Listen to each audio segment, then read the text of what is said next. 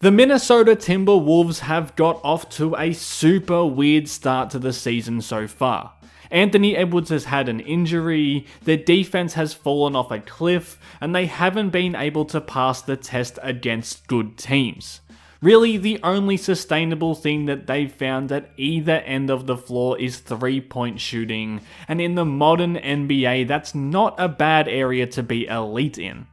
In this first part of the season, Minnesota is shooting 41.9% from deep, the second best mark in the league. Win or lose, they've shot it really well, and the attempts and accuracy are trending up consistently so far as this season rolls on. The Wolves aren't just making a ton of threes, they're one of the best, if not the best team in the league at generating good 3-point looks.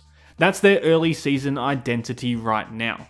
Now, they're not reinventing the wheel with how they create threes, but they are opening up those shots in all of the right ways.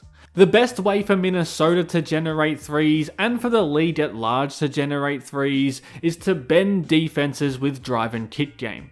Whether the shots go in or not, a team with good shooters who can get the defense into rotation with dribble penetration and extra passing will average out as a great 3-point shooting team, and that's exactly what Minnesota have been so far this season.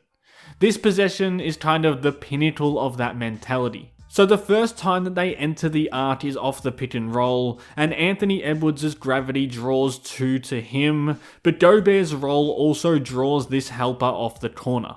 So when Ant skips it to the corner, the helper has to leave DiVincenzo. Now it's a swing to him. He draws Ant's defender. Ant swings to the corner. McDaniels attacks the closeout. The big has to step up at the rim, so Brunson has to dig down in front of Gobert, and that opens up the wide open shot that they've been searching for. Now, it's not going to run as perfectly as that all the time, but Minnesota has done a great job of applying that drive, draw helpers, find the open man, read and react kind of style to their offense on a consistent basis. Sometimes it's just way more simple.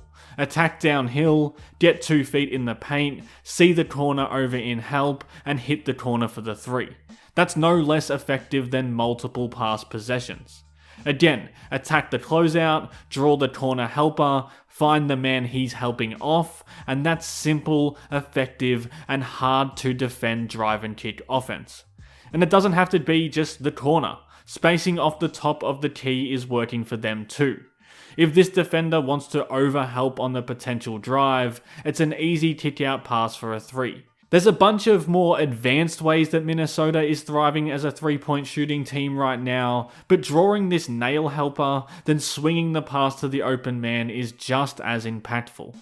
Now, every single team does this. Forcing help, making the pass to the helper's man, jacking up a 3.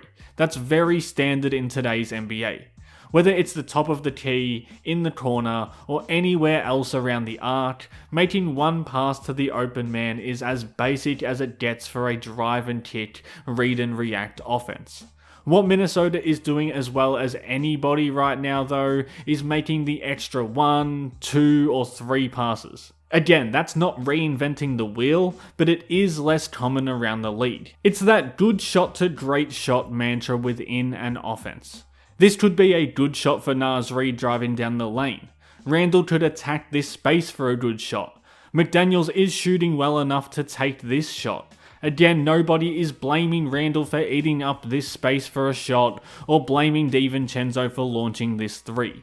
Instead, they find a corner look, the most efficient area of the 3-point arc, and Naz Reid knocks down the shot.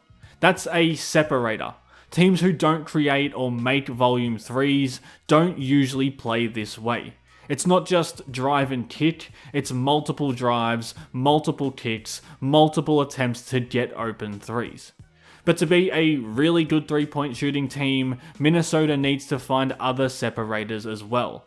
One of them is their sacrificial cutting, and this is super important for triggering 3 balls.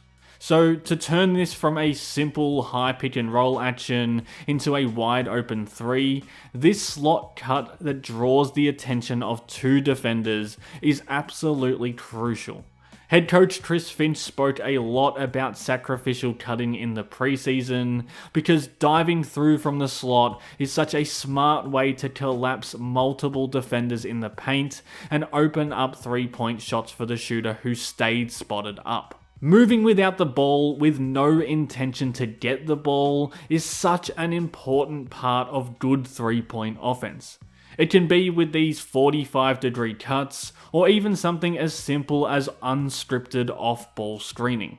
Like the best way to turn two players camped out in the same corner into an open three, a quick pin-in screen from one for the other.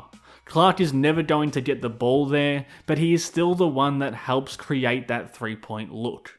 Again, DiVincenzo moves from the slot, but instead of slicing all the way through, he drops into that pin-in screen, and that cracks open a corner 3 for Randle.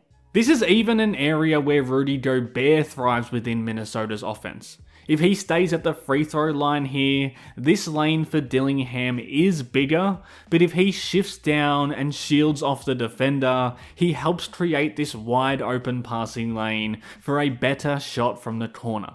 He does that a lot within this offense, and often it goes unnoticed. So this is still the basics, right?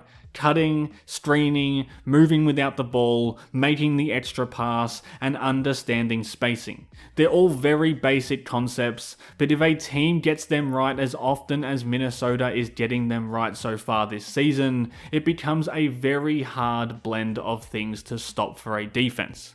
They haven't been a perfect team in a ton of areas, but they're as good as anybody at doing those things. That's why they're one of the best 3-point shooting teams in the league, despite playing a bunch of guys who really haven't proven to be elite shooters within their rotation. I really love these two final examples of all of what I'm talking about here.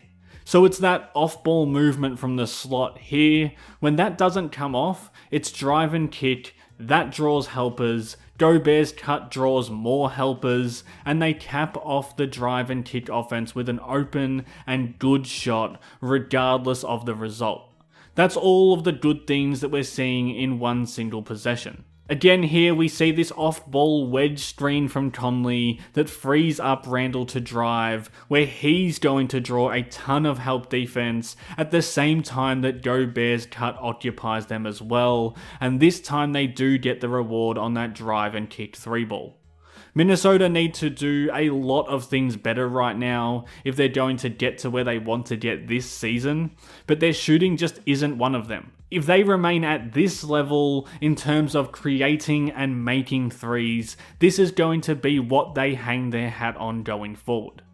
If you enjoyed this video and you want to see more breakdowns just like this one, hit subscribe and drop a like or a comment. And if you want more of Howls and Growls, check out the Worldwide Wolves podcast on YouTube and anywhere that you listen to podcasts. Thanks again for watching.